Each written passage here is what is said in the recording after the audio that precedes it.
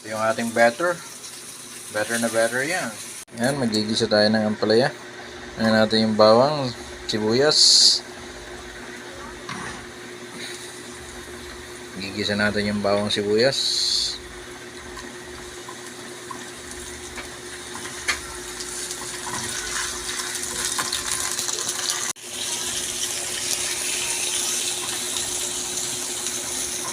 Ating kamatis.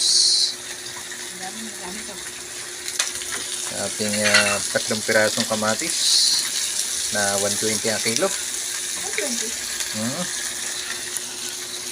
Naglagay na rin tayo ng pampasarap. Ang partner natin sa sarap. Ayan ating mga kamatis, sibuyas, pinagsama-sama na. Gigisa natin. Ito na po yan, ilalagay na po natin yung ating batter. Ating ampalaya. Yan, ilagay na natin yung ating ampalaya sa ating malaking kawali. Isang ampalaya lang po yan. Hindi ko alam kung magkano yun. Basta ano. Halo-haloin po natin bahagya para mag-mix po yung ating sibuyas, bawang at saka yung ating kamatis. Isang matanghalian po natin yan. Ng chicharon ang ating ampalaya. Yan lang po ang lahok niyan. Saka isang itlog. Lalagay na rin po natin yung itlog maya maya. Atin mo nang mimix. Yan yung ating itlog. Yan po yung itlog natin.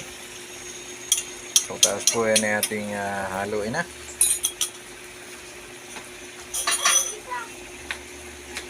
Haluin na po natin yung ating ampalaya. Ayan, hinalo na po yung ampalaya natin.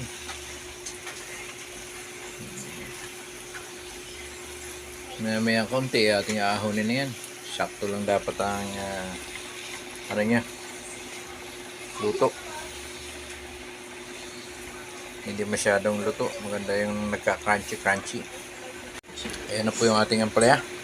Pakukuluin lang po natin yan. Tapos aahonin na yan. Luto na po yan. Siyempre may ka-partner po yan. Pritong isda po at saka liempo sa mga bata. Yan, luto na po yan.